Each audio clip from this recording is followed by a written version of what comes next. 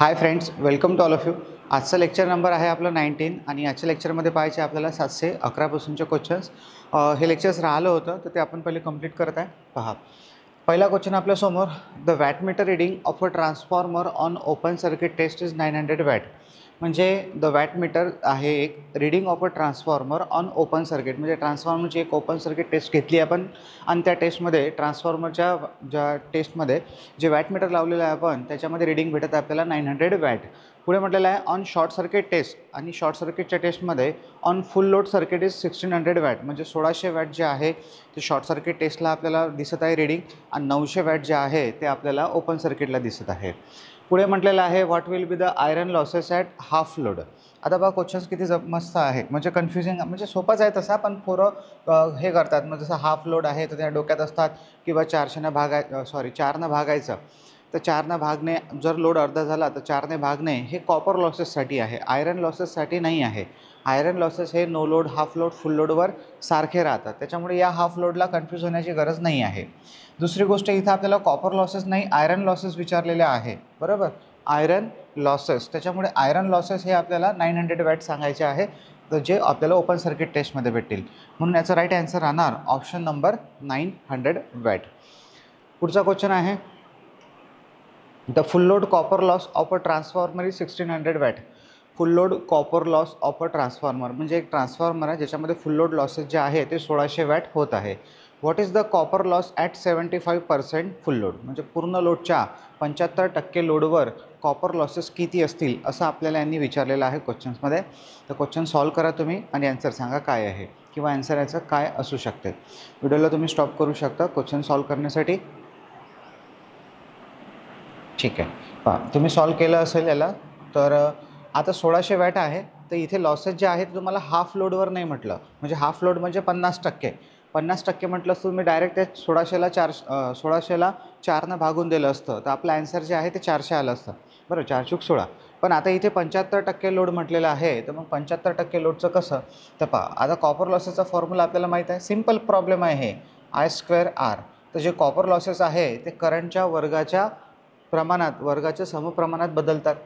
आता जो लोड आहे हे जे कॉपर लॉसेस आहे हे करंटच्या वर्गाच्या समप्रमाणात बदलतात, म्हणून जे कॉपर लॉसेस असतील आधीच्या लॉसच्या, ठीक आहे, जसं तुम्हाला इफिशियन्सीचा फॉर्म्युला मी लिहून दिला होता तेव्हा सांगितलं होतं. आता डायरेक्ट डिटेल कन्सेप्ट नाही सांगत, पण हे प्रॉब्लेम करायचं कसं डायरेक्ट ते सांगतो आहे. यावेळेस तुम्हाला n² घ्यायचा आहे, n², आणि इथे घ्यायचं तुम्हाला PCU ओल्ड आणि हे आहे PCU न्यू. म्हणजे हे झाले आपले कॉपर लॉसेस नवीनवाले, हे कॉपर लॉसेस आपले जुने, आणि या जुन्या कॉपर लॉसेसला n² गुणायचं आहे. आता हे n² आहे काय, तर n² म्हणजे तुमचा रेशो किती पर्सेंट आहे आता 75%. पहा, तर 75% म्हणजे 75 भागेला 100, कारण की टक्के म्हणजे भागेला 100, दोघांना 25 भाग जातो, 25 तिरी 75, 25 चूक 100, बरोबर. तर हा आला आपल्याकडे रेशो 3/9. तर इथं 3/9 लिहिणार आपण, आणि या 3/9चा स्क्वेअर करायचा आहे तुम्हाला. का बरं करत आहे आपण स्क्वेअर, कारण करंट हे म्हणजे जे कॉपर लॉसेस आहे करंटच्या वर्गाच्या समप्रमाणात असतात म्हणून. देन मग आहे कॉपर लॉसेस ओल्ड, तर ओल्ड आहेत आपल्याकडे 1600. आता पहा पुढे काय होईल, याचा वर्ग सॉल्व करा, 3चा वर्ग 9 होईल आणि 4चा वर्ग 16, 4 चूक 16, आणि हे 1600 जसेच्या तसे, 16 1 16, 16 1 16, 9 1 9, आणि याच्यावर हे 2 शून्य, बरोबर. म्हणजे आपला ॲन्सर आला आहे 900 वॅट. तर होप तुम्ही सॉल्व केलं असेल. हे असे प्रॉब्लेम्स आहे मित्रांनो, चिल्लर प्रॉब्लेम आहे, आपल्याला येऊ शकतात आणि आपल्याला आले पाहिजे पेपरमध्ये असे या लेवलचे तरी, ठीक आहे. आता आणि हे झालेलं आहे सगळं तुमचं. आणि दुसरी गोष्ट जे आहे हे वाला प्रॉब्लेम, तर इथेही ॲन्सर 900 आले आहे सर, आणि इथेही ॲन्सर 900 आलं, तर हा योगायोग आहे, बरोबर. ते ॲन्सरचा पुढे पहा. The which one of the following transformer is smallest in size. पुढीलपैकी कोणता ट्रान्सफॉर्मर हा सर्वात आकाराने लहान आहे, स्मॉलेस्ट इन साईज. तर पहा कोणतं ऑप्शन्स आहे, 1 kVA 400 हर्ट्स, 1 kV, सगळे 1 kVच आहे, 50 हर्ट्स, 60 हर्ट्स आणि 200 हर्ट्स. तर आपल्याला माहीत आहे फ्रिक्वेन्सी आणि साईज हे एकमेकाच्या व्यस्त प्रमाणात असतात, जेवढी फ्रिक्वेन्सी जास्त तेवढा साईज हा कमी असतो. त्याच्यामुळे इथं राईट आन्सर आहे ऑप्शन नंबर C, 600 हर्ट्स, म्हणजे 1 kVA, कारण की त्या दिलेल्या ऑप्शनमधून फक्त हेच एक ऑप्शन आहे ज्याच्यामध्ये फ्रिक्वेन्सी जास्त आहे. In Scott connection the teaser transformer has tapping on. In Scott connection. तर स्कॉट कनेक्शन माहिती आहे कशासाठी यूज करतो आपण? 3 फेज टू 2 फेज करण्यासाठी.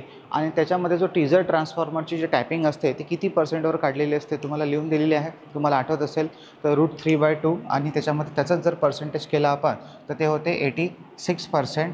तर मग 86%च्या प्रायमरीवर आपण त्याला जोडतो, म्हणजे तिथून आपण त्याची प्रायमरी काढतो teaser ट्रान्सफॉर्मरपासून.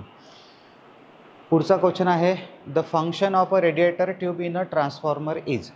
Function of the radiator tube in a transformer is, म्हणजे तुम्हाला माहीत आहे ट्रान्सफॉर्मरला आपण कूलिंग पाईप लावतो, रेडिएटर लावतो, तेच म्हणजे रेडिएटर ट्यूब जे बाहेरून ऑइलला सर्क्युलेट करतात. तर त्या रेडिएटरचं काय काम आहे? तर तुम्हाला माहीत आहे त्या रेडिएटरला बाहेरून हवा लागते. हवा लागल्यामुळे ट्रान्सफॉर्मरचं ऑइल हे थंड होते. थंड झालेलं ऑइल हे ट्रान्सफॉर्मरच्या तळाशी येते, मग परत गरम होते, मग परत वर जाते, मग परत रेडिएटर ट्यूबमध्ये येते परत. तर ही सायकल जी आहे ऑइलची ती चालू राहते आणि ट्रान्सफॉर्मर थंड होतो. तर आता इथे आपल्याला ऑप्शन्स वाचायचे आहे. पहिलं ऑप्शन म्हणते आहे स्ट्रेंथन द ट्रान्सफॉर्मर टँक, म्हणजे ट्रान्सफॉर्मर टँकची स्ट्रेंथ वाढवते. दुसरं ऑप्शन आहे reduce the copper losses, copper लॉसला कमी करते. हे हे स्ट्रेंथही नाही वाढवत, हे कॉपर लॉसलासुद्धा कमी करत नाही. देन पुढे आहे reduce the iron loss, iron लॉसलासुद्धा कमी करत नाही. आणि चौथा ऑप्शन आहे इन्क्रीज द सरफेस एरिया, तर हे राईट आन्सर आहे. सरफेस एरिया वाढवते, कारण की ऑइलचं एरिया वाढला ट्रान्सफॉर्मर टँकचा, कमी जागेमध्ये ट्यूब वाढले, म्हणजे कमी जागेतच आपण ट्यूब लावल्यानं काय झालं, सरफेस एरिया वाढला, मग त्याच्यामध्ये ऑइलही वाढलं, ऑइलचंही व्हॉल्यूम वाढलं, ऑइलचं व्हॉल्यूम वाढलं, त्याची तापमान सहन करण्याची क्षमता, गरम होण्यासाठी लागणारा वेळ तो सुद्धा वाढला आहे. तर याचा राईट आन्सर आहे ऑप्शन नंबर डी. पुढचा क्वेश्चन आहे आपल्याकडे, the function of breather in transformer is. The function of breather in transformer, तर ट्रान्सफॉर्मरमध्ये ब्रेदरचं काय काम आहे? Function of breather in transformer सगळा नॉर्मल क्वेश्चन आहे, कॉमन क्वेश्चन्स आहे हा. To provide oxygen to the cooling oil, नाही आपल्याला माहीत आहे की हे त्याचा आन्सर नाही आहे. Provide oxygen to cooling oil. बरं, पहिलं सगळे ऑप्शन्स वाचून घ्या, त्याच्यानंतर मग आपण पुढे जाऊ. प्रोव्हाइड कुलिंग टू द वाइंडिंगला कुलिंग करणे. To arrest flow of moistures when outside air enter the transformer, आणि to filter the transformer oil. तर राईट आन्सर आपल्याला माहीत आहे. तर ऑप्शन नंबर सी, जेव्हा ही बाहेरची हवा ट्रान्सफॉर्मरच्या आतमध्ये जाते तेव्हा त्या त्या एअरमधलं जे मॉइश्चर्स आहे ते ॲब्झॉर्ब करण्याचं काम हे आपलं ब्रेदर करत असते. पुढचा क्वेश्चन आहे, the function of conservator in transformer is. Function of conservator in transformer is, ट्रान्सफॉर्मरच्या टँकला जे आपण वरतं कन्झर्वेटर टँक लावतो तिचं कार्य काय आहे हे आपल्याला विचारलेलं आहे. तर पहिलं ऑप्शन आहे to prevent a flow of moistures into the tank. To prevent a flow of moistures, आताच पाहिलं आपण मॉइश्चर्सला प्रिव्हेंट करणे हे काम कन्झर्वेटर टँकचं नाही आहे, ब्रीदरचं आहे. To prevent the flow of air into the tank, म्हणजे टँकमध्ये एअर जाणं हे अवॉइड करणे, म्हणजे गेलीच नाही पाहिजे, प्रिव्हेंट फ्लो. देन मग पुढे to take care of a expansion contraction of oil, बरोबर आहे. ऑइलचं एक्सपान्शन म्हणजे ऑइल जेव्हा गरम होते तेव्हा त्याला प्रसरण पावण्यासाठी, म्हणजे त्याला एक्सपान्शन होण्यासाठी जागा देते. जेव्हा ऑइल थंड होते तेव्हा तो कॉन्ट्रॅक्ट होतो, तेव्हा ते आकुंचन पावते, तेव्हा त्याला जागा देणे, हे त्याचं कार्य आहे कन्झर्वेटर टँकचं. आणि चौथं आहे टू इम्प्रूव्ह पॉवर फॅक्टर, तर हे सुद्धा त्याचा आन्सर नाही आहे. तर राईट आन्सर आहे ऑप्शन नंबर सी. मी एकच म्हणेल मित्रांनो, पहा याच्या पुढचे जेवढेही लेक्चर्स येतील तर ते क्वेश्चन जे आहेत, जसं आता हा क्वेश्चन्स मी नेक्स्ट करतो आहे, तर तुम्हाला जर हे करायचं असेल, क्वेश्चन्सला सॉल्व करायचं असेल, तुम्ही व्हिडिओला स्टॉप करा, प्ले करा, ठीक आहे. व्हिडिओला स्टॉप करा, म्हणजे स्टॉप करा, पहिले क्वेश्चन्स वाचा, ऑप्शन्स वाचा, शांततेत विचार करा. माझ्या आधी मी क्वेश्चन्स वाचण्याच्या आधीच, ओके, आणि त्याच्यानंतर मग तुम्ही क्वेश्चनचं आन्सर जे आहे, सोल्युशन जे आहे ते पाहू शकता.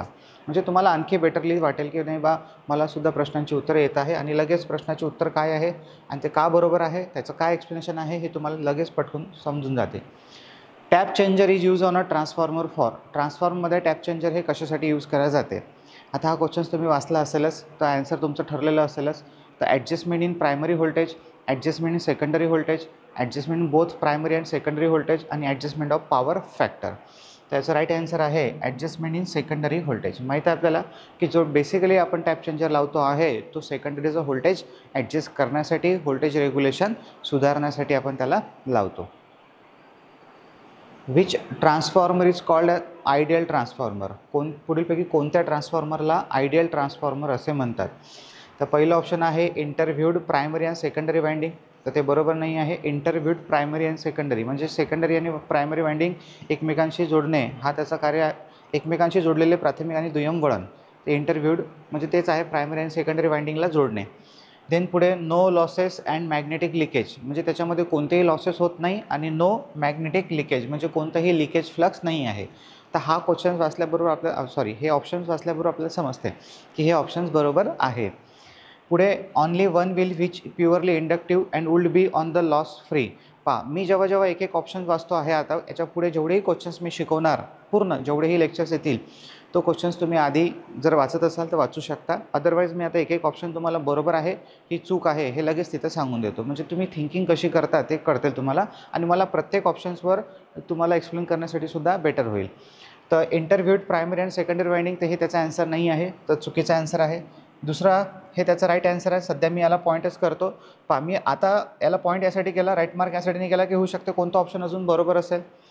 पुढे only one will which is purely inductive and would be on a loss free core. Only one will which is purely inductive म्हणजे असा ट्रान्सफॉर्मर जो फक्त प्युअरली इंडक्टिव्ह राहतो आणि would be on the loss free core आणि कोरमध्ये कोणताही loss होत नाही. तर त्याचं चुकीचं आहे. कोरमध्ये लॉस होत नाही पण लिकेज फ्लक्सही नसले पाहिजे, रिॲक्टन्स रेजिस्टन्स वगैरे जो आहे तो शून्य असला पाहिजे. आणि देन पुढे आहे चौथा नंबरचा हे सुद्धा नाही आहे. आणि D a common core for its primary and secondary winding. तर हे तर असतेच, कॉमनच कोर असते प्रायमरी आणि सेकंडरी, मग तो कॉमन कोर हे आयडियलमध्ये पण आणि आपल्या याच्यामध्ये पण आहे प्रॅक्टिकल ट्रान्सफॉर्मरमध्ये. तर कॉमन कोर तर सगळ्यांमध्येच असते, कोर कॉमन आहे म्हणून तो आयडियल आहे हे त्याचा आन्सर नाही आहे. तर ऑप्शन नंबर डी सुद्धा चुकीचा आहे. त्याचा राईट आन्सर आहे ऑप्शन नंबर बी की त्याच्यामध्ये कोणतेही लॉसेस नाही आणि कोणतेही लिकेज फ्लक्ससुद्धा नाही आहे. नेक्स्ट क्वेश्चन वाचा आणि आन्सर सांगा काय आहे. तर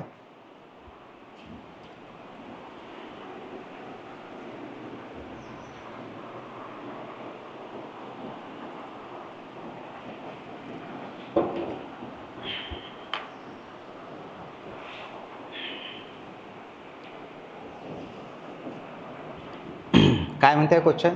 what will be the colour of a silica gel after a bake it at 200 degree Celsius.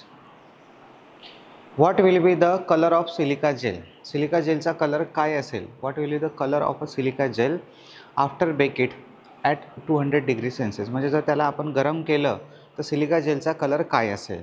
तर इथे व्हाईट, रेड, ब्ल्यू, पिंक. त्याला गरम केल्याच्या नंतर जे आहे तो त्याचा कलर पांढरा होतो हे आपल्याला लक्षात ठेवा. तसंही तो खराब झाल्यावर त्याचा कलर पांढरा होतो आणि त्याला गरम जर केलं आपण या डिग्री तापमानापर्यंत तर तेव्हा त्याचा कलर हा पांढरा होतो. हे डायरेक्टली आपल्याला लक्षात ठेवायचं आहे. पुढे व्हॉट इज द फॉर्म्युला. समजलं इथपर्यंत की काय फॉर्म्युला आहे कशाचा. Use to find out the full load current, म्हणजे फुल लोड करंट काढण्याचा काय फॉर्म्युला आहे इन 3 फेज ट्रान्सफॉर्मर आणि 3 फेज ट्रान्सफॉर्मरमध्ये. आता ऑप्शन्स वाचण्याच्या अगोदरच तुम्हाला तुमच्या डोक्यामध्ये काहीतरी कन्सेप्ट आणावा लागतो तरच तुम्ही त्या ऑप्शन्सवर सुद्धा विचार करू शकता. आता पहिलं ऑप्शन जे आहे थोडंसं नजर मारा एक ओव्हरऑली √3 × KVA × 1000/V. म्हणजे मला समजलं की 3 फेजचा आता 3 फेज ट्रान्सफॉर्मर आहे तर 3 फेजचाच फॉर्म्युला लागेल. तर 3 फेज पॉवरचे आपल्याकडे 3 फॉर्म्युले आहेत 3 फेज पॉवरसाठी. एक आहे 3 × 3 गुणेला VPH गुणेला IPH गुणेला cos θ. cos θ म्हणजे हा पॉवर फॅक्टर, हा एक फॉर्म्युला आहे. आणि एक अजून 3 फेजचा फॉर्म्युला आहे. आता इथं 3 आहे तर दुसऱ्या फॉर्म्युल्यामध्ये √3 येते. तर √3 × VL × IL × cos θ. बरोबर. जेव्हा VPH IPH असेल तेव्हा √3 येते फक्त आणि जेव्हा VL IL येते तेव्हा √3 येते. आता याच्यामध्ये इथं √3 आहे, इथं 3 आहे. आता हा जो फॉर्म्युला आहे 3 × V × I × cos θ, पण हा V आणि I कोणता आहे हे क्लिअर नाही आहे. दुसरी महत्त्वाची गोष्ट की आपल्याला आता डायरेक्ट करंटचा फॉर्म्युला विचारलेला आहे ना use to find out the full load current. करंटचा फॉर्म्युला म्हणजे I बरोबर फॉर्म्युला आपल्याला शोधायचा आहे. आता हा आपण डायरेक्ट फॉर्म्युला काढा आणि मग तो कोणता बरोबर आहे तुम्हाला कळते. आता हे थोड्याशा हुशार विद्यार्थ्याला करायची काही गरज नाही आहे, तो डायरेक्टली आन्सर मार्क करू शकते म्हणजे याची प्रॅक्टिस आहे. पण ज्याची प्रॅक्टिस नाही आहे त्याचं काय तर त्यांनी इथं लक्ष द्या. आता आपल्याला ILची व्हॅल्यू काढायची आहे तर ILला तसंच ठेवा. हा जो 3 फेज पॉवर आहे याला तुम्ही KVA म्हणू शकता कारण की ट्रान्सफॉर्मरचं रेटिंग जे आहे ते KVAमध्ये असते तर तुम्ही याला KVA. आता हा KVA जो आहे याला आता ठीक आहे एक मिनटं, हा KVA असंच ठेवा म्हणजे एक स्टेप तुम्हाला शिल्लक सांगतो. बरोबर. इथला जो √3 आहे हा खाली येणार, इथं जो VL आहे तो सुद्धा खाली येणार. ओके. आणि त्याच्यानंतर जो कॉस थिटा आहे तो सुद्धा खाली येणार. आता कॉस थिटा पहा, याच्यामध्ये तुम्हाला इथं कॉस थिटा दिसते, इथं कॉस थिटा दिसते, याच्यात नाही आहे, याच्यात नाही आहे. तर जेव्हा तुम्ही KVA घेत आहे तेव्हा कॉस थिटाची काही गरज नाही आहे. ही जी आहे ही आपली ॲक्टिव्ह पॉवर आहे आणि जे दिलेले ऑप्शन्स आहे ते आपल्याला ॲपरेंट पॉवरमधून आहे. त्याच्यामुळे मग इथे तुम्हाला कॉस थिटा घेण्याची काही आवश्यकता नाही आहे. म्हणजे एक स्टेप आणखी करून देतो तुम्हाला. हा झाला तुमचा ॲक्टिव्ह पॉवरचा फॉर्म्युला. ॲपरेंट पॉवरचा फॉर्म्युला काय होईल? KVA बरोबर √3 × VL × IL. बस, पॉवर फॅक्टरनं गुणावं लागत नाही. मग आता ILचा फॉर्म्युला जर काढू आपण तर हे दोन टर्म जे आहे KVAच्या खाली येतील. तर KVA भागेला √3 × VL बरोबर IL असा फॉर्म्युला भेटला आपल्याला. पण आता हाही फॉर्म्युला अजून बरोबर नाही आहे. तुम्ही पाहून घ्या, पहिला फॉर्म्युला जो आहे त्याच्यामध्ये वरतं 1000 आहे आणि √3 वरतं आहे. √3 कुठं पाहिजे? खाली. म्हणजे हा पहिला ऑप्शन चुकला. दुसरा ऑप्शन हा आता सांगितलं तुम्हाला की यालासुद्धा मॅच होत नाही. बरं, आणि तसंही आपल्याला करंटचा फॉर्म्युला विचारलेला आहे, पॉवरचा नाही. त्याच्यामुळे तो दुसरा ऑप्शनसुद्धा चुकीचा आहे. तिसरं पहा बरं काय म्हणते आहे, KVA गुणिला 1000 अपॉन √3 × V. बरोबर, म्हणजे आता याच्यामध्ये पहा, KVA मॅच झालं, √3 मॅच झालं, V आता इथेही V किंवा VL काही दिलं नाही आहे. म्हणजे पण हा मग इथे तर नव्हतं दिलं सर या बीमध्ये, पण इथं हा फॉर्म्युला तसा चुकीचा, कारण त्यांना करंटचा विचारला आणि हा पॉवरचा आहे. त्याच्यामुळे त्याला काही हे नाही करू शकत आपण. पण याच्यामध्ये आता जो 1000 आहे हा उभारी जो शिल्लकचा आहे तो कसा काय आला तिथं? तर 1000 शिल्लक येण्याचं कारण हे पहा की आता हे KVA जे आहे हे किलोमध्ये आहे. याला जर तुम्हाला याच्यामध्ये करायचं असेल ॲम्पियरमध्ये, कारण की जसं तुमचं ॲन्सर जे आहे किलो ॲम्पियरमध्ये येईल, पण ॲन्सर हे जर आपलं ॲम्पियरमध्ये यायला पाहिजे असेल तर याला आपल्याला 1000नं गुणावं लागेल, जेणेकरून जे ॲन्सर आहे ते मग ॲम्पियरमध्ये येईल. तर बरोबर IL. तर इथे KVA गुणिला 1000 अपॉन √3 × VL हा बनला आपल्याकडे फॉर्म्युला आणि याचा राईट ॲन्सर होईल मग ऑप्शन नंबर C. हा जो खालचा फॉर्म्युला आहे KVA भागेला √3 गुणिला कॉस थिटा, याच्यात तर व्होल्टेजच गायब आहे आणि कॉस थिटासुद्धा चुकीचा दिलेला आहे. तर ऑप्शन नंबर D हा हे सुद्धा चुकीचं आहे. तर राईट ॲन्सर आहे ऑप्शन नंबर C. क्वेश्चन्स फार सोपा होता, काही मोठं गोष्ट नव्हतं त्याच्यामध्ये, पण एक्सप्लेनेशन जे आहे ते तुम्हाला पूर्ण डिटेल दिलेलं आहे की तुम्ही कशा पद्धतीने डोक्यामध्ये तुमच्या डोक्यात काय असलं पाहिजे तुम्ही, आणि याच्यासाठी कन्सेप्ट माणसाचे स्ट्रॉंग असणं गरजेचं आहे. तुम्ही रट्टा जास्त मारू शकत नाही. रट्टा मारल्यानं पेपर निघत नाही. रट्टा मारावा लागतो तर त्या फक्त ज्या व्हॅल्यू आपल्याला पाठ कराव्या लागतात त्याच्यावर, अशा गोष्टीवर तुम्हाला रट्टा चालत नाही. हे कन्सेप्ट आहे सगळे. यालासुद्धा रट्ट्याची काही गरज नाही आहे की 3 फेज पॉवर कशी काढतात आणि केव्हा √3 येते आणि काहून येते, हे सगळं तुम्हाला शिकवलेलं माहीत आहे आपल्याला आणि माहीत असायला पाहिजे. कन्सेप्टवर भर द्या तुम्ही. इथून इथं डोकं लागलं पाहिजे की हा फॉर्म्युला ॲक्टिव्ह पॉवरचा आहे आणि हा फॉर्म्युला आपल्याला ॲपरेंट पॉवरचा आहे. आपल्याला दिलेलं काय आहे, विचारलेलं काय आहे आणि आपल्या डोक्यात काय आहे, या सगळ्यांचा ताळमेळ आपल्याला घालता आला पाहिजे. पहा, पुढचा क्वेश्चन विचारलेला आहे आपल्याला, what is the formula to determine the transformer ratio. ट्रान्सफॉर्मरचा रेशो काढण्याचा आपल्याला फॉर्म्युलाने विचारलेला आहे. तर K बरोबर N2/N1 इक्वल टू, आता पहा जो आपल्याला बरोबर आहे ना तो पहिले शोधा. अशा ऑप्शन्सनुसार आपल्याला आपला खेळ करावा लागतो, म्हणजे आपल्याला आपलं स्वरूप सॉल्व करण्याचं बदलावं लागते. तर N2/N1 बरोबर आहे, E2/E1 हे सुद्धा बरोबर आहे, पण तिकडे I2/I1 ते चुकीचं आहे, कारण की आपल्याला करंटचा रेशो उलटा असतो. इथं 2 पाहिजे, तर इथं I1/I2 पाहिजे, तर हे ऑप्शन चुकीचं आहे. हे तर ऑप्शन तसंच चुकीचं आहे, कारण की इथे N1 इथे E1 आहे. हे ऑप्शन पहा, इथे N2 आहे, इथे I1 आहे, तर हे चुकीचंच आहे. इथे N2 N1च आहे. काय दिलं त्यालाही समजून नाही राहिलं ऑप्शन्सवाल्याला, त्याच्यामुळे हे सुद्धा ऑप्शन चुकीचं आहे. आणि खालचं जर पाहिलं आपण D नंबरचं ऑप्शन, तर N2/N1 हे बरोबर आहे, E2/E1 हे बरोबर आहे आणि I1/I2 हे सुद्धा बरोबर आहे, कारण करंट आणि टर्न्स किंवा करंट आणि EMF हे एकमेकाच्या व्यस्त असतात ट्रान्सफॉर्मरमध्ये. तर ऑप्शन नंबर D जे आहे ते राईट आहे. मी समजू शकतो की हे बॅच करणारे अजून असे काही गरीब विद्यार्थी असतील की जे होऊ शकतात सेल्फ स्टडी करतात, आणि जेव्हा मी काही एखादा कन्सेप्ट समजून सांगतो तेव्हा तो पचत नाही त्यांना, म्हणजे त्यांना असं येतं की क्या कहा, बरोबर. तर हे जे आहे N2/N1 E2/N1 हे करंट कसं काय बा इन्व्हर्सली वगैरे, मित्रांनो याच्यासाठी एक तर तुम्हाला चांगला स्टडी करावा लागेल अजून, किंवा मग तुम्हाला सगळे कन्सेप्ट हे समजून घ्यावे लागतील, तरच आपले कन्सेप्ट जे आहे ते बिल्ड होतील, म्हणजे त्याला शिकावं लागेल थोडंसं. तर आता हे जे आहे मी तुम्हाला हे सांगितलं की याला प्रायोरिटी द्यायची, कार्यशाळेच्या व्हिडिओमध्ये सांगितलेलं आहे की N1/N2 पण असते आणि N2/N1 पण असते, पण जेव्हा प्रायोरिटी द्यायची वेळ येतील तेव्हा तुम्हाला N2/N1 असं द्यायची आहे. तर राईट ॲन्सर आहे ऑप्शन नंबर D. आणि ट्रान्सकोला हा क्वेश्चन्स आलेला सुद्धा होता, ठीक आहे. तर ऑप्शन नंबर डी राईट आहे. पुढचा question, which type of winding is use in a 3 phase shell type transformer. Shell type ट्रान्सफॉर्मरमध्ये कोणती वाइंडिंग यूज होते पहा. तुम्हाला ट्रिकसुद्धा सांगितलेलं आहे. शेलचा यस, सँडविचचा यस, मॅच करा. ऑप्शन नंबर बी तुम्हाला डायरेक्टली भेटते. जर तिथं कोर असतं तर आपण तिथं काय केलं असतं, कॉन्सन्ट्रिक वाइंडिंग हे आन्सर मार्क केलं असतं. आता ऑप्शनमध्ये कॉन्सन्ट्रिक आहेच नाही तर काही प्रॉब्लेम नाही, पण त्याचं राईट आन्सर आहे सँडविच टाईप वाइंडिंग. पुढचा क्वेश्चन वाचा आणि आन्सर काढा.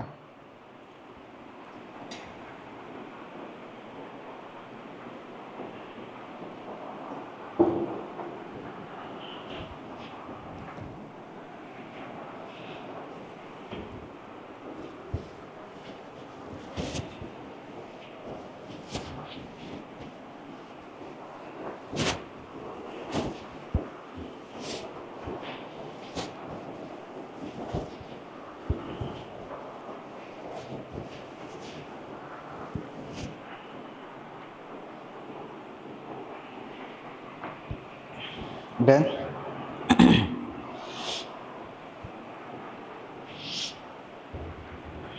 ह्याला आन्सर ठीक आहे. पहा काय म्हणत आहे question, Wien load on a transformer is decrease. जेव्हा ट्रान्सफॉर्मरवरचं लोड जे आहे डिक्रीज होईल, Wien load on the transformer decreases, म्हणजे ट्रान्सफॉर्मरचं लोड डिक्रीज होईल. रिकामी लॉसेस जे आहे ते सुद्धा डिक्रीज होतील, रिकामी जागा लॉसेससुद्धा डिक्रीज होतील. आता तुम्ही मला सांगा, खरंच हे क्वेश्चन सॉल्व्ह करण्यासाठी ऑप्शनची गरज आहे का? म्हणजे बरोबर, कारण तुम्हाला तसंच माहीत आहे की याचा आन्सर काय असेल. जर लोड कमी झाला तर कोणते लॉसेस कमी होतात? कॉपर लॉसेस कमी होतात, आयरन लॉसेस तर तसेच राहतात. मग आता ऑप्शन जे आहे ते तुम्ही शोधा की तुमचं ऑप्शन्स कुठं आहे. बरोबर बरोबर. जसं लग्नात गेल्यावर आपण शोधतो आपल्या स्पेशल व्यक्तीला, पुऱ्या लोकांना नाही पाहत आपण, स्पेशल व्यक्ती कुठं आहे ते पाहतो, त्याच्यासाठी आपण लग्नात गेलो आहे. तसं इथेसुद्धा हे ऑप्शन जे आहे त्याच्यात मग आपल्याला ऑप्शन आपलं शोधायचं आहे. ओके, तर लक्ष द्या. When a load on a transformer is decreases, रिकामी जागा लॉसेस डिक्रीजेस. तर लॉसेस, कोणते लॉसेस डिक्रीज होतील? Copper losses, eddy current, hysteresis, copper आणि फ्रिक्शन. त्याचं राईट आन्सर. आता फ्रिक्शनचा तर प्रश्नच येत नाही याच्यामध्ये. ट्रान्सफॉर्मरमध्ये ना फ्रिक्शन आहे ना विंडेज आहे. पुढचा क्वेश्चन म्हणता आहे, ट्रान्सफॉर्मर ॲक्शन रिक्वायर्स रिकामी जागा. ट्रान्सफॉर्मर ॲक्शन रिक्वायर, ट्रान्सफॉर्मरच्या ॲक्शनसाठी काय रिक्वायर आहे? कॉन्स्टंट मॅग्नेटिक फ्लक्स चुकीचा आहे. कॉन्स्टंट मॅग्नेटिक फ्लक्सवर ट्रान्सफॉर्मर कार्य करत नाही.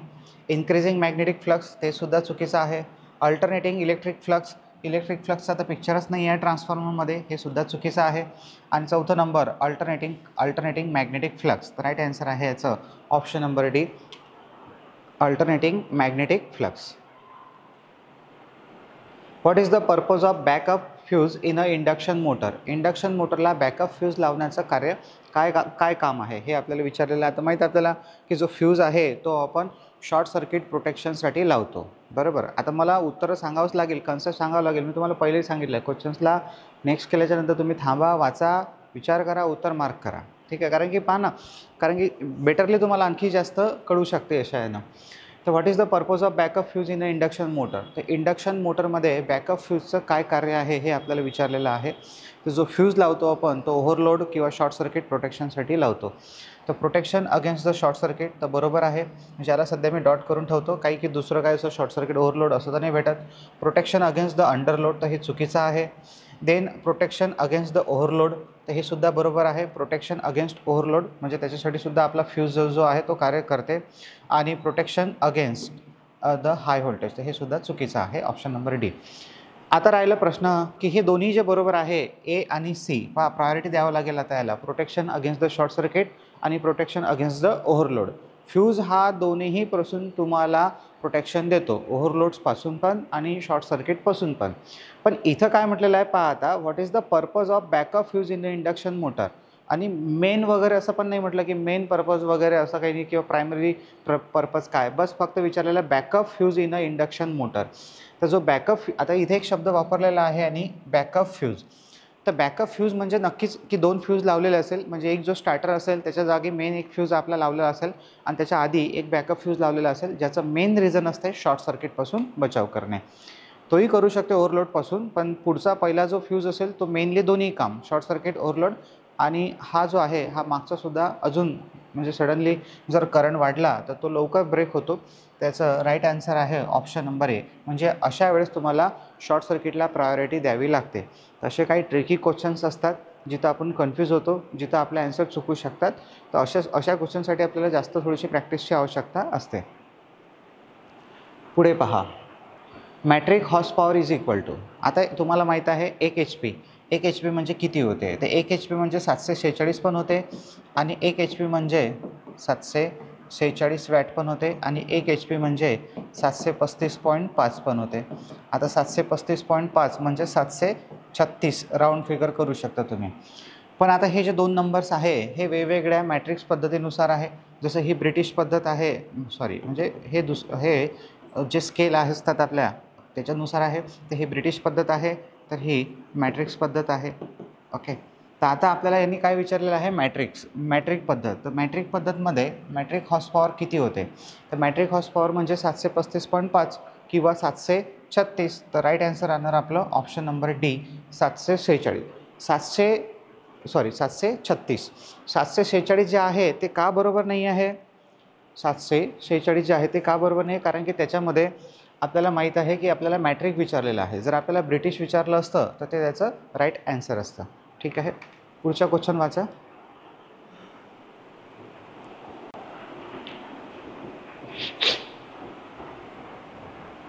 काय म्हणते question? Inching operation is also called as. आता हे इंचिंग जे आहे हे प्रोसेस आहे, म्हणजे सप्लाय देण्याची मोटरला, त्याच्यामध्ये एफिशियन्सी वाढवली जाते सप्लाय देऊन आणि कंट्रोल केलं जाते मोटरला. ते इंचिंग ऑपरेशन जे आहे हे याला असे सुद्धा म्हटलं जाते. स्टॉपिंग, जॉगिंग, स्टार्टिंग आणि त्याच्यानंतर ब्रेकिंग. त्याचं राईट आन्सर आहे option number B, jogging.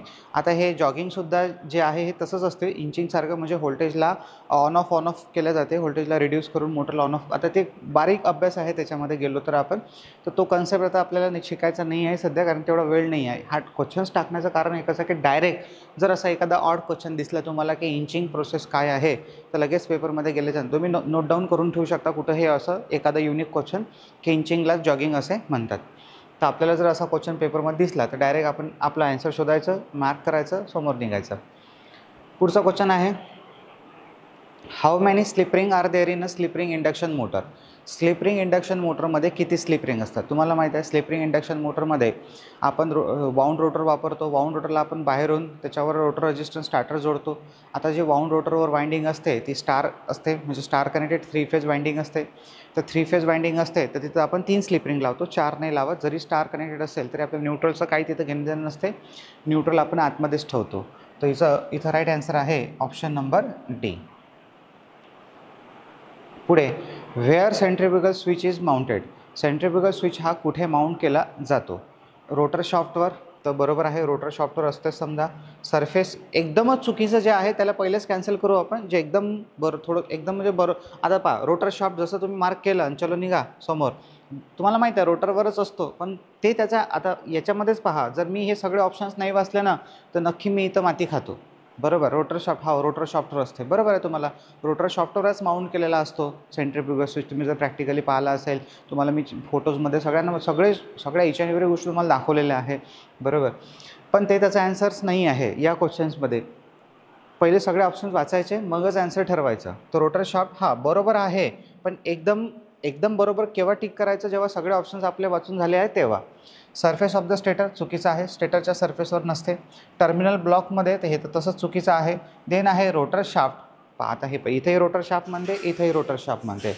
And one of the end shield, आणि जे एंड असते, एंड प्लेट असतात ते एंड शिल्ड म्हटलेलं आहे यांनी प्लेटच्या जागी, तर त्या एंड प्लेटवर असते. एक मुव्हिंग पार्ट्स असतो, एक फिक्स पार्ट्स असतो. तर त्याच्यामध्ये जो कॉन्टॅक्टवाला पार्ट आहे तो आपल्या एंड शिल्डवर असतो आणि जो रिंगवाला पार्ट राहतो तो रोटरच्या शाफ्टवर राहतो. त्याचं राईट आन्सर आहे ऑप्शन नंबर डी. म्हणजे पहा आता की हे ऑप्शन जे आहे हे बरोबर असतं, रोटर शाफ्ट बरोबर असतं, पण केव्हा? जर हे ऑप्शन आपलं नसतं तर. पुढचा क्वेश्चन पहा. नेक्स्ट क्वेश्चन काय आहे? 731. Which of the following motor will operate at a high power factor.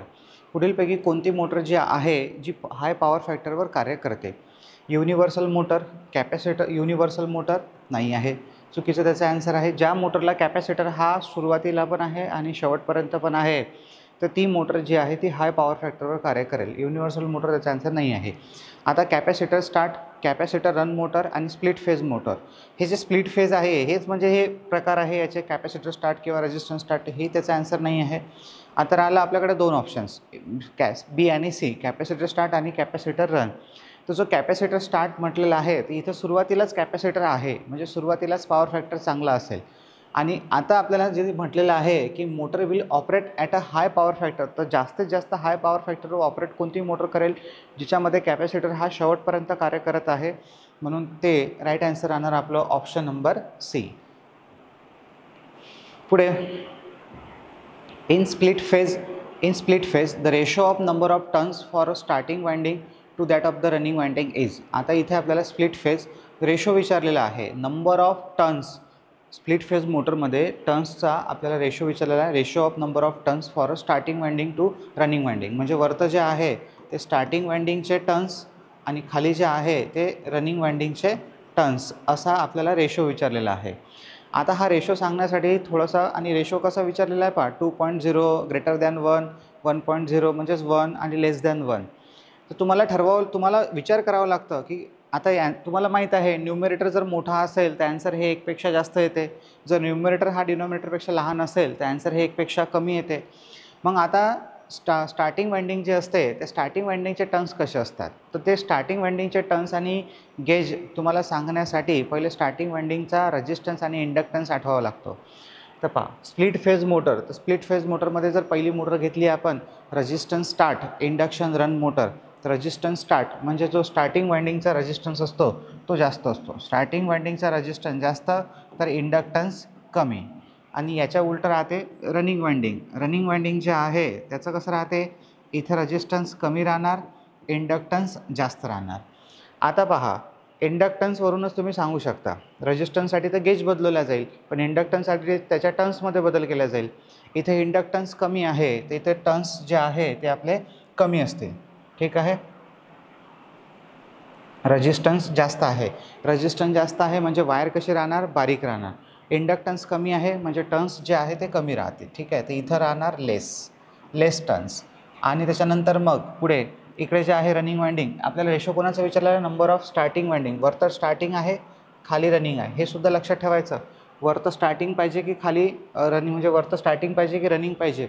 पहिलं व्हॅल्यू पहिले वरतं, दुसरी व्हॅल्यू दुसरी खाली. तर लेस राहतील स्टार्टिंग वाइंडिंगचे टर्न्स आणि रनिंग वाइंडिंगचे टर्न्स जे आहे ते मोर राहतील. ठीक आहे. तर लेस अपॉन मोर. आता जर तुम्ही लेस अपॉन मोर हे तुम्हाला समजत नसेल तर तुम्ही एक काम करा, इथं 5/10 घ्या, अंदाजे कोणताही नंबर घ्या, 8/10 घ्या, 9/10 घ्या, 5/10 घ्या, पण वरतं एक लहान नंबर घ्या आणि खाली एक मोठा नंबर घ्या. याचं जे आन्सर आहे हे 1 पेक्षा जास्त येणार आहे की 1 पेक्षा कमी येणार आहे, तर आन्सर हे 1 पेक्षा याचं कमी येणार आहे. हे सुद्धा बेसिक तुम्हाला पूर्ण जीव तोडून शिकवलेलं आहे पहिल्या चॅप्टरमध्ये. कधी आन्सर आपलं हे 1 पेक्षा कमी येते, कधी हे आन्सर आपलं 1 पेक्षा जास्त येते. तर इथे राईट आन्सर राहणार आपलं ऑप्शन नंबर डी. ठीक आहे. पहा, लक्ष द्या इथं, इन स्प्लिट फेज रेशो, एकदा अजून परत समजून सांगतो तुम्हाला काय आहे. तर इन स्प्लिट फेज रेशो म्हटलेलं आहे, in split phase ratio of number of turns for a starting वाइंडिंगचे turns to that of the running winding. Starting वाइंडिंगचे टर्न्स आणि रनिंग वाइंडिंगचे टर्न्स यांच्यामध्ये काय रेशो असेल. हे जे म्हटलेलं आहे इथं 2.0 आणि 1.0 हे तसेच ऑप्शन चुकीचे आहे. पहिल्या फुरसतमध्ये 2 आणि हे कन्फर्म रेशो आपल्याला सांगता येत नसतात. आपल्याला आता जे दिलेले आहे बी आणि डी, ग्रेटर दॅन 1 आणि ग्रेटर दॅन 1 और लेस दॅन 1, त्याच्यापैकी आपलं एक ॲन्सर असेल. तर हे ॲन्सर्स कसं काढलं आपण, लक्ष द्या. स्टार्टिंग वाइंडिंग असते, रेजिस्टन्स स्टार्ट म्हणजे स्टार्टिंग वाइंडिंगचं रेजिस्टन्स कमी, इंडक्टन्स रेजिस्टन्स जास्त, इंडक्टन्स कमी. तर त्याच्या उलटं रनिंग वाइंडिंग, इथं रेजिस्टन्स जास्त आहे तर इथे रेजिस्टन्स कमी, इंडक्टन्स इथं कमी आहे तर इंडक्टन्स इथं जास्त. आता तुम्ही इंडक्टन्सवरून टर्न सांगा. तिथे आता ही वाइंडिंग कशी राहणार, बारीक तारेची व कमी वेळेची. तर कमी वेळे म्हणजे लेस. त्याच्यानंतर ही जे आहे इथं, ही आता हिचा रेजिस्टन्स कसा आहे, कमी आहे, तर जाड तार व जास्त वेळेची. तर हे जास्त वेळ आहे म्हणजे मोर टर्न्स राहतील. इथं लेस टर्न्स आणि इथं मोर टर्न्स. आता लेस अपॉन मोर, तर इथं कोणताही एखादा रेशो घ्या. मी तुम्हाला पण म्हटलेलं आहे की जर न्यूमरेटर हा कमी असेल तर जे ॲन्सर आहे ते आपलं 1पेक्षा कमी आहे. म्हणजे हा लेस असेल डिनॉमिनेटरपेक्षा तर आपलं ॲन्सर हे कमी आहे. जसं तर याचा भागाकार करा. तुम्ही 5/10 जर केलं तर पॉईंटच द्यावं लागतं तिथं, म्हणजे 0.5 येते. पण तेच तुम्ही 10/5 करा. 5 एका 5, 5 दुनी 10, याचा ॲन्सर किती आलं? 2 आलं. म्हणजे ते 1पेक्षा जास्त आलं.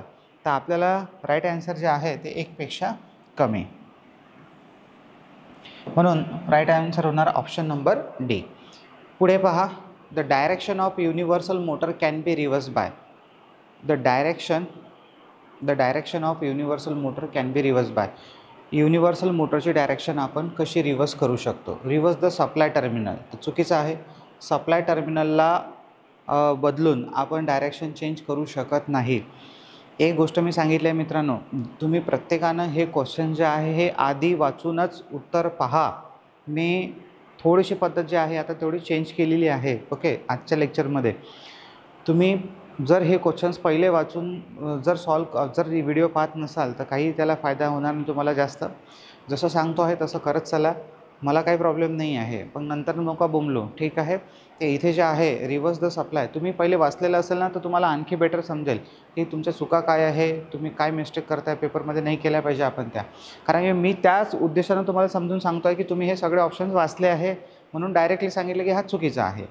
तर रिव्हर्स द सप्लाय टर्मिनल, तर सप्लाय टर्मिनलला रिव्हर्स करणे. Switching from single phase two DC म्हणजे सिंगल फेजपासून DCवर करणे. काही मूर्खासारखं ऑप्शन्स आहे असं असं आपल्याला समजलं की नाही हे तर काही आहे बा मूर्खासारखं आहे, तर काही असं नाही आहे. Switching from single phase two DC. हां, युनिव्हर्सल मोटर जे आहे ती AC DC दोन्हीवर काम करते, पण त्याचं स्विचिंग म्हणजे हे त्याचं काम नाही आहे. म्हणजे स्विचिंग केल्यानं त्याचं हे होत नाही की त्याची डायरेक्शन चेंज होईल. इंटरचेंजिंग द ब्रश लीड, तर हे त्याचं बरोबर ॲन्सर आहे. Interchanging the brush lead. आणि चौथं म्हणते नन ऑफ दिस सुद्धा त्याचा ॲन्सर नाही आहे. बुकमध्ये नन ऑफ दिस याचा ॲन्सर दिलेला आहे, तर ते त्याची टायपिंग मिस्टेक आहे पुस्तकातली. पण मिस्टेक्स आहेत भरपूर साऱ्या पुस्तकातही असतात. याचं राईट ॲन्सर आहे इंटरचेंजिंग द ब्रश लीड. जर तुम्ही ब्रशवर लावलेले जे वायर्स आहेत, जे लीड असतात, त्या जर तुम्ही चेंज केल्या तर मोटरची फिरण्याची डायरेक्शन हमखास चेंज होते. तर म्हणून ऑप्शन नंबर सी जे आहे ते इथे राईट आहे. तर पुढचा क्वेश्चन पहा काय म्हणते आहे. Split phase induction motor can B classified into. Split phase induction motor can B classified. ज्या मोटरचं पाहिलेलं आहे आपण आता, तर तुम्हाला माहीत आहे single phase induction motor basically 3 कॅटेगरीमध्ये डिवाईड होतात. सगळ्यात पहिले एक आहे ते स्प्लिट फेज, दुसरी शॅडेड आणि तिसरी कॉम्युटेटर. बरोबर ना, ह्या कॅटेगरीज माहीत आहे. मग पहिली जे कॅटेगरी आहे स्प्लिट फेज, त्याच्या 5 मोटर पडतात. Resistance start, induction start, capacitor start, capacitor run आणि परमनंट. तर अशा टोटल 5 कॅटेगरी आहे आपल्या या स्प्लिट फेज इंडक्शन मोटरच्या. म्हणून राईट ॲन्सर आहे ऑप्शन नंबर 5. ठीक आहे, पहा नेक्स्ट क्वेश्चन काय म्हणते आहे. If a single phase motor fail to start, the probable cause may be. जर सिंगल फेज इंडक्शन मोटर जी आहे ती फेल झाली सुरू होण्यासाठी, तर प्रोबॅबल कॉज काय आहे? प्रोबॅबल कॉज काय असू शकते, म्हणजे त्याचं कारण काय असू शकते? तर त्याचे अनेक कारणं असू शकते मोटर चालू न होण्याचं, तुम्हालाही माहीत आहे. तर इथं पाहता पहिलं ऑप्शन तर ब्लोन आउट फ्यूज, तर बरोबर आहे. फ्यूज जो आहे तो तुटला असेल. त्याच्यानंतर ओपन इन ऑक्झिलरी वाइंडिंग, तर तेही त्याचं कारण असू शकते. ओपन इन मेन वाइंडिंग, तर तेही त्याचं कारण असू शकते. मेन वाइंडिंगसुद्धा ओपन, काही या तिघापैकी किंवा अजूनही काही कारण असू शकते. या सगळ्यांपैकी एखादं कारण असू शकते. तर ॲनी ऑफ द अबव, तर ॲनी ऑफ द अबव हे त्याचं राईट ॲन्सर आहे. या 3 ऑप्शन्सपैकी म्हणजे जे ABC आहे त्याच्यापैकी कोणतंही एक कारण जे आहे ते असू शकते मोटर स्टार्ट न होण्याचं. पुढे पहा काय म्हटलेलं आहे. If the number of slot are 24. If the number of slots are 24. जर नंबर ऑफ जे आहे, if the number of slot जे आहे ते 24 आहे. Number of poles are 4. Number of pole जे आहे ते 4 आहे. What is the pole pitch, आणि पोल पिच काय असेल? एकदम सिम्पल ॲन्सर आहे मित्रांनो. पोल पिच काढायचा formula, pole pitch number of slot घ्या आणि नंबर ऑफ पोल घ्या, बस भागाकार करा. किती ॲन्सर आलं? 6. 4 सक 24. ऑप्शन नंबर बी राईट आहे.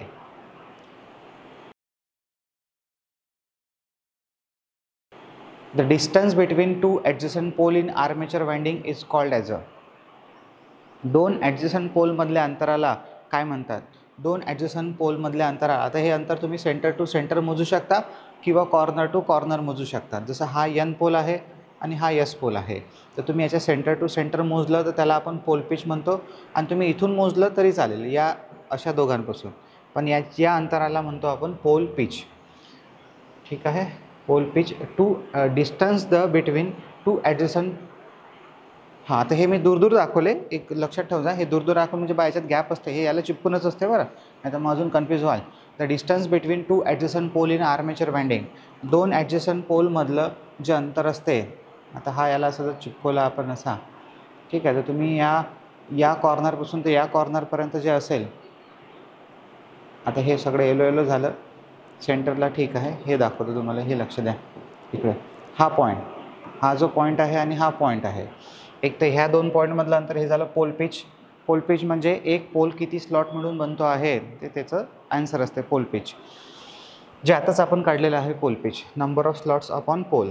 तर हे पोल पिच असंही काढू शकता तुम्ही किंवा सेंटर टू सेंटरसुद्धा काढू शकता.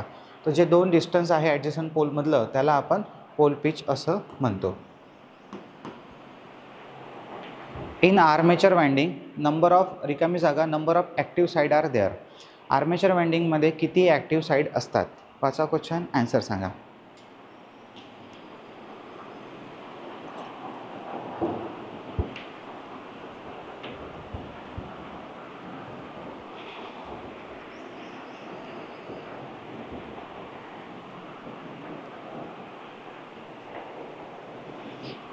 आलं? ठीक आहे, पहा. तर इथं काही जणांना खूप विचार पडेल, बापरे आर्मेचर वाइंडिंगमध्ये नंबर ऑफ साईड, पण एकदम बेसिक आहे. सुरुवातीला तुम्हाला माहीत आहे, सगळ्यात गरीबातल्या गरीब विद्यार्थ्याला माहिती झालं पाहिजे. असे क्वेश्चन जर तुम्ही चुकत असेल तर तुम्ही थेरीचा क्लास केलेलाच नाही आहे असं सिद्ध होते, सरळ सरळ. तर याचं राईट आन्सर आहे ऑप्शन नंबर ए 2. तुम्हाला माहीत आहे, आता कॉईल असते आपली, सगळं या कॉईलला कॉईल साईड कशाला म्हणतात, काय असते हे सगळं, हे एक कॉईल साईड, ही दुसरी एक कॉईल. तर दोन ॲक्टिव्ह कॉईल साईड असतात प्रत्येक कॉईलला. कोणतीही कॉईल असो, प्रत्येक कॉईलला दोनच ॲक्टिव्ह कॉईल साईड असतात. ठीक आहे. हां, जर ती मल्टी लूप असेल तर मग कॉईल साईड वाढत जातात, पण ज्या कॉईल असतात ती कॉईलला दोनच ॲक्टिव्ह साईड असतात. आणि ते आपल्याला एवढंच विचारलेलं आहे इन आर्मेचर वाइंडिंग, त्याचं ॲन्सर एवढं सिम्पल आहे 2. देन पुढे म्हटलेलं आहे the distance measure in the terms of armature conductor. Distance measure in terms of armature conductor which a coil advances on a backup of the armature is called as. तर इथं पहा, आता back of the armature is हे म्हटलेलं आहे आपल्याला. Distance measured in a terms of armature conductor म्हणजे distance major केलं जात आहे in terms of armature conductor. In terms of slot मोजू शकता तुम्ही किंवा in terms of armature conductor मोजू शकता. पण ते कुठून मोजायचं आहे, विच अ कॉईल इज हे जे शब्द दिलेले आहे ॲडव्हान्सेस ऑन वगैरे, तर थोडेसे आपल्याला कन्फ्यूज करतात. जर नाही समजलेचे शब्द तुम्ही मराठीमध्ये तो क्वेश्चन वाचू शकता. पण इथं जे आहे बॅक ऑफ द आर्मेचर म्हणजे आर्मेचरच्या बॅक साईडकडून मोजल्या जात आहे. आता आर्मेचरच्या बॅक साईडकडून मोजल्या जात आहे म्हणजे ते काय असेल, बॅक पिच असेल. तुम्हाला माहीत आहे ना, समोरून कॉम्युटेटरकडून जर मोजलं आपण तर फ्रंट पिच, बॅक साईडनं जर मोजलं तर त्याला बॅक पिच. म्हणून इथं राईट आन्सर राहील option number C. Front pitch, coil pitch, back pitch, pole pitch. तर त्याच्यातलं राईट आन्सर आहे option number C, back pitch. पहा नेक्स्ट क्वेश्चन काय म्हणते आहे, synchronous motor are generally not self starting because. Synchronous motor जी आहे ही जनरली सेल्फ स्टार्ट नाही आहे, त्याचं कारण काय आहे. तर starting winding is not provided, त्याच्यामध्ये स्टार्टिंग वाइंडिंग प्रोव्हाइड नसते म्हणून तर नाही, हे त्याचं आन्सर नाही आहे. नेक्स्ट ऑप्शन आहे the direction of rotation is not fix. Direction of rotation is not fix. तर डायरेक्शन ऑफ रोटेशन हे फिक्स नसते, तर हे काही त्याचं कारण नाही आहे. ऑप्शन नंबर बी सुद्धा चुकीचा आहे. पुढचं option C number, the direction of instantaneous torque is reverse after the half cycle. तर हे माहिती आहे आपल्याला की जे इन्स्टंटेनियस टॉर्क आहे म्हणजे तो टॉर्क भेटतो त्याची जी डायरेक्शन आहे ती कंटिन्युअसली चेंज होते आणि रिव्हर्स होते आफ्टर द हाफ सायकल. त्याच्यामुळे मोटर जी आहे ती कोणत्याही एका डायरेक्शनला फिरू शकत नाही आणि म्हणूनच जे आहे सिंक्रोनस मोटर ही सेल्फ स्टार्ट नाही आहे. Starters can not be use for this machine, तर हे सुद्धा ऑप्शन चुकीचं आहे, स्टार्टर वगैरे. तर राईट आन्सर आहे ऑप्शन नंबर सी. पहा नेक्स्ट क्वेश्चन काय म्हणते आहे 741. A pony motor is basically, pony motor जी आहे ती बेसिकली काय असते. DC shunt motor, DC series motor, small induction motor, double winding AC motors, ठीक आहे, किंवा AC DC मोटर्स. तर इथे राईट आन्सर आहे option number C, small induction motor. तुम्हाला सांगितलेलं आहे पोनी मोटर म्हणजे लहान, पोनी म्हणजे आकाराने लहान. तर आकाराने लहान ही एक 3 फेज इंडक्शन मोटर असते, जिचा बेसिकली यूज जो आहे तो आपण आपल्या सिंक्रोनस मोटरला स्टार्ट करण्यासाठी करतो. त्याचा राईट आन्सर आहे ऑप्शन नंबर सी. पुढचा क्वेश्चन आहे, synchronous motor can be started by. Synchronous motor जी आहे ती कशाद्वारे सुरू केल्या जाऊ शकते? प्रोव्हाइडिंग अ डॅम्पर वाइंडिंग, म्हणजे डॅम्पर वाइंडिंगचा उपयोग करून, पोनी मोटरचा उपयोग करून. तर बरोबर आहे, डॅम्पर वाइंडिंगचा उपयोग करून पण मोटरला आपण सेल्फ स्टार्ट करू शकतो. पोनी मोटरचा वापर करून पण स्टार्ट करू शकतो. आणि DC कंपाऊंड मोटर, DC कोणतेही मोटर तुम्ही घेऊ शकता तिथं, ठीक आहे, कोणतीपेक्षा शंट किंवा कंपाऊंड बेस्ट राहते. आणि म्हणजे इथं सी जे ऑप्शन आहे DC कंपाऊंड मोटर, तर याने सुद्धा मोटरला जे आहे ते तुम्ही चालू करू शकता. म्हणून इथं पर्याय बरोबर आणा, ॲनी ऑफ द अबव, म्हणजे वरीलपैकी कोणत्याही एका उपयोगाचा वापर करून. तुम्हाला माहीत आहे आणि सगळं तुमच्या नोट्समध्ये आहे. तुम्ही पाहिलं असेल starting method of synchronous motor, 2 methods आहे, बरोबर. तुम्हाला दिसेल तिथं पहिली पद्धत आहे त्याच्यामध्ये की आपण by with the help of prime mover, म्हणजे प्राईम मूव्हरच्या सहाय्याने आपण मोटरला स्टार्ट करू शकतो. दुसरं डॅम्पर वाइंडिंग. आणि देन मग प्राईम मूव्हरमध्ये तुम्ही DC मोटर वापरू शकता किंवा मग पोनी मोटर वापरू शकता, म्हणजेच 3 फेज इंडक्शन मोटर वापरू शकता. पुढचा क्वेश्चन आहे, 3 phase synchronous motor will have. 3 phase synchronous मोटरमध्ये किती स्लिप रिंग असतात? Synchronous motor 1 slip ring, 3 slip ring, 2 slip ring आणि no slip ring. 3 phase synchronous, मला वाटतं हा क्वेश्चन मागाशी झालेला आहे अशाच टाईपचा काहीतरी, असाच झालेला आहे. हाच होता, बरोबर आहे. 3 फेज नाही, तो स्लिप रिंगवाला होता. स्लिप रिंग हे सिंक्रोनस आहे, तिथं जो गेला होता तो स्लिप रिंग. कारण की स्लिप रिंगमध्ये आपल्याला 3 स्लिप रिंग असतात आणि ती 3 फेजवरून आपल्याला तिथं रेओस्टॅट, जो रोटर रेजिस्टन्स म्हणा, त्याला रोटर रेजिस्टन्स स्टार्टर म्हणा किंवा रोटर रेओस्टॅट म्हणा, तो तुम्हाला जोडायचा असतो. तर तिथं 3 स्लिप रिंग असतात स्लिप रिंग इंडक्शन मोटरमध्ये. इथे जे आहे इथं सिंक्रोनस मोटर म्हटलेलं आहे. तर सिंक्रोनस मोटरमध्ये किती स्लिप रिंग असतात? तर फक्त 2. कारण की रोटरवर असते फील्ड वाइंडिंग आणि त्या फील्ड वाइंडिंगला द्यावा लागतो आपल्याला DC सप्लाय. म्हणून इथं राईट आन्सर आहे option number C, 2 slip ring. कशा काय समजलं ना? DC सप्लाय देण्यासाठी 2च स्लिप रिंग असतात. आता इथे जर तुम्ही त्याचा आन्सर इथे जर तुम्ही त्याचा आन्सर बी मार्क करत असेल 3 स्लिप रिंग, म्हणजे तुम्ही अभ्यास काय लेवलला केला तुम्ही विचार करा, बरोबर. तुम्ही चुकीनं समजा 3 मार्क करत असाल, 1 मार्क करत असाल किंवा काही मार्कच नसेल करत. आता एक क्वेश्चन आधी गेलेला आहे की इंडक्शन मोटरमध्ये किती स्लिप रिंग असतात. तर तिथेही आन्सर मार्क करणारे विद्यार्थी भेटतात आपल्याला. 3 स्लिप रिंग असते म्हणते किंवा 2 असते. 3 फेज इंडक्शन मोटरमध्ये कोणत्याही स्लिप रिंग नसतात. आपल्याला जर ते माहीतच नाही आहे, एवढ्या साध्या क्वेश्चनचं जर आपण आन्सर देऊ शकत नाही आहे, तर विचार करा मग आपण अभ्यास केला कोणत्या लेवलला. आणि आपण केलाही असेल तर मग आपल्याला आठवत काय आहे. तर लक्षात ठेवा, रिव्हिजनसुद्धा महत्त्वाचा पार्ट आहे. रिव्हिजनसुद्धा आपल्याला आली पाहिजे. पुढे काय म्हटलेलं आहे, the speed regulation of a synchronous motor is always. Speed regulation जे आहे सिंक्रोनस मोटरचं ते कसं असतं? तर 1%, 0.5%, पॉझिटिव्ह 0. तर राईट आन्सर आहे ऑप्शन नंबर डी. माहीत आहे की सिंक्रोनस मोटर जे आहे ही फिरेल तर सिंक्रोनस स्पीडनेस फिरते, अदरवाईज फिरणारच नाही. राहीन तर तुपाशी नाही तर उपाशी, असं या मोटरचं काम आहे. त्याच्यामुळे फिरेल तर सिंक्रोनस स्पीडनंच फिरेल. आणि सिंक्रोनस स्पीडनं जेव्हा ही मोटर फिरते मॅग्नेटिक लॉकिंगच्या कन्सेप्टवर, माहीत आहे आपल्याला, तेव्हा स्लिप हे 0 राहते. कारण की चुंबकीय क्षेत्राची गती आणि रोटरची गती सारखीच आहे. तर स्लिप जे म्हणतो आपण त्याला, ती तिथं 0 येते. तर म्हणून आता जिथं स्लिपच 0 आहे तिथं स्पीड रेग्युलेशनसुद्धा 0 असेल. त्याच्यामुळे मग इथे राईट आन्सर आहे option number D. When frequency of alternator is increase. अल्टरनेटरची फ्रिक्वेन्सी केव्हा वाढेल? आता फ्रिक्वेन्सी वाढवायची असेल तर तुम्हाला स्पीड किंवा पोल वाढवावे लागेल. पाहून घ्या, NP/120 असा आपल्याकडे फॉर्म्युला असतो. तर आता पोल तर फिक्स असतात, म्हणून जर तुम्ही स्पीड वाढवली तर फ्रिक्वेन्सीमध्ये वाढ होऊ शकते. तर डिक्रीजिंग द फील्ड एक्सायटेशन हे त्याचा आन्सर नाही आहे. इन्क्रीजिंग द फील्ड एक्सायटेशन हे सुद्धा त्या एक्सायटेशनचा आणि फ्रिक्वेन्सीचा काही संबंध नसतो. Decreasing the speed of excitation, तर decreasing the speed of excitation. आता पहा इथं काय म्हणते, decreasing the field excitation. Field excitation current वगैरे असं काहीच नाही म्हटलं, जस्ट फक्त फील्ड एक्सायटेशन. तर आपण करंटला समजून घेतलेलं आहे, पण ते त्याचे आन्सर तशी नाही आहे. पण इथं काय म्हणते, decreasing the speed of excitation. एक्सायटेशनची स्पीड डिक्रीज करणं म्हणजे दोघांची स्पीड कॉन्स्टंटच, म्हणजे दोघाईला म्हणजे कोणाला आपल्या अल्टरनेटरला आणि एक्सायटरला एकाच प्राईमवरनं फिरवतो. मग त्या एक्सायटरची स्पीड कमी करणं काय आणि त्या अल्टरनेटरची कमी करणं काय एकच गोष्ट आहे. म्हणजे घुमवल्या गेलं आहे क्वेश्चन्सला, ऑप्शन्सला प्रत्येक छोट्या छोट्या गोष्टीच्या जागी. तर डिक्रीजिंग द म्हणजे इथं कन्फ्यूज होतात ना पोरं, decreasing the speed of excitation, तर हे काय आहे. तर इथं जर म्हटलं असतं इन्क्रीजिंग द, तर ते एक टाईमचं ॲन्सर बरोबर असतं. ठीक आहे. आता खाली पहा, एक टाईमचं म्हणजे यासाठी की इथं जे ऑप्शन्स आहे इन्क्रीजिंग द स्पीड ऑफ प्रायमोर, हे जास्त बरोबर आहे की प्रायमोर जे असते त्याची स्पीड जर आपण वाढवली तर अल्टरनेटची स्पीड फिरण्याची वाढेल, अल्टरनेटची स्पीड वाढली तर फ्रिक्वेन्सीमध्ये वाढ होईल. तर म्हणून ऑप्शन नंबर डी हे राईट आन्सर आहे. पुढे पहा काय म्हणते आहे questions. The slot provided on the armature core of an alternator to house the armature coil are mainly of the following type. म्हणजे आपल्याला स्लॉट विचारलेले आहे की स्लॉट हे कोणकोणत्या प्रकारचे असतात. तर आता आपल्याला माहीत आहे 3 टाईपचे स्लॉट असतात, ओपन, सेमी ओपन किंवा सेमी क्लोज आणि क्लोज. तर ऑप्शन शोधा आता आपलं काय आहे. पहिलं म्हणते ओपन, वाईड ओपन. वाईड तर पाहिजेच नाही आपल्याला, इथं वाईड हा शब्द आहे चुकलं, इथे वाईड शब्द आहे हा चुकला, इथे वाईड शब्द आहे हा चुकला. ऑप्शन नंबर बी राईट आहे. ओपन, सेमी क्लोज आणि close. The power factor of an alternator is control by its. Power factor जो आहे तो कसा कंट्रोल केला जातो, तर त्याचं राईट आन्सर आहे एक्सायटेशन.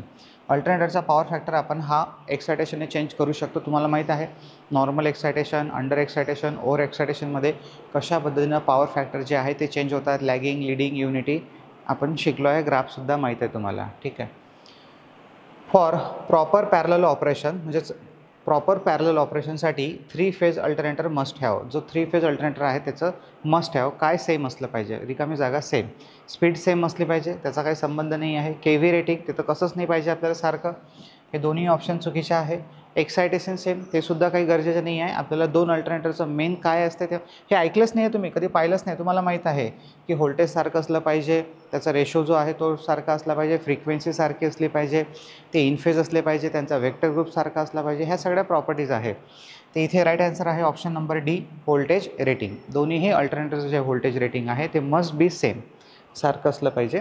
बाकीच्याही सुद्धा गोष्टी आहे पण इथं दिलेल्या ऑप्शनमध्ये एकच ऑप्शन आहे आणि तेच बरोबर आहे. पुढचा क्वेश्चन आहे. The speed of alternator at a supply frequency 50 hertz will maximum if it is a wound for a. म्हणजे आपल्याला विचारलेलं आहे speed of alternator at supply frequency 50 hertz फ्रिक्वेन्सीसाठी स्पीड ही केव्हा जास्तीत जास्त असेल. स्पीड इथं स्पीड म्हणते, मॅक्झिमम शब्द इथं म्हणते, तर हे एकच म्हणायचं आहे स्पीड ही केव्हा मॅक्झिमम राहील. If it is wound for a. If it is wound for a म्हणजे जर तो एवढ्या पोलसाठी जर आपण बनवला तर तो जास्तीत जास्त स्पीडवर फिरेल. आताच पहा स्पीडचा आपण फ्रिक्वेन्सीचा फॉर्म्युला लिहिला होता, त्याच्यावरूनच आपण हा स्पीडचा फॉर्म्युला लिहू शकतो 120 f/p. जेवढे पोल कमी असेल तेवढी स्पीड ही जास्त असेल, कारण की स्पीड आणि पोल हे एकमेकाच्या व्यस्त असतात. आता कमीत कमी पोल किती असू शकतात. 2. एक पोल तर नसणारच कुठं, म्हणून राईट आन्सर आहे ऑप्शन नंबर ए. आणि पुढचा क्वेश्चन आहे. अकॉर्डिंग टू आई रूल्स, म्हणजे आई रूलच्या नुसार the supplier shawl provide and maintain on the consumer premises suitable. Supplier जो असतो, डिस्ट्रीब्युटर, तो कन्झ्युमरच्या प्रिमायसेसपर्यंत त्याने काय नेला पाहिजे आणि काय त्याला प्रोव्हाइड केलं पाहिजे कन्झ्युमरला. तर पहिलं ऑप्शन आहे अर्थ terminal, live terminal, phase terminal, neutral terminal. हे तर आहेच, तर हे लाईव्ह आणि फेज एकच झालं. फेज आणि न्यूट्रल तर तो सप्लाय मेन देणारच, पण त्याच्यासोबत त्याने मस्ट बी अर्थ टर्मिनल जो आहे तो सुद्धा प्रोव्हाइड केला पाहिजे. जे सर्व्हिस लाईन असते आपली किंवा ज्याला आपण सर्व्हिस मेन म्हणतो, तिची जी GI तार असते तीच ते अर्थ असते. तर ही त्या डिस्ट्रीब्युटरने, त्या सप्लायरने कन्झ्युमरला प्रोव्हाइड केली पाहिजे असा आई रूल आहे त्याच्या प्रिमायसेसमध्ये, म्हणून इथं ऑप्शन नंबर ए हे राईट आहे. तर हे होते टोटल आपले 40 क्वेश्चन्स आजचे. तर सगळे क्वेश्चन जे आहे मित्रांनो सगळे इंटरेस्टिंग होते. एक क्वेश्चन्समध्ये जादू आहे, एक क्वेश्चन्समध्ये तुम्हाला इंटरेस्ट क्रिएट होतो की कसे क्वेश्चन्स विचारले जातात आणि कसे कन्सेप्ट आपल्याला आठवावे लागतात आणि कुठं आपल्याला काय सापडते. तो होप तुम्ही हे सगळे क्वेश्चन्स व्यवस्थित लक्षात ठेवाल आणि येणाऱ्या पेपरमध्ये चांगला रिझल्ट काढाल. So bye bye, thank you.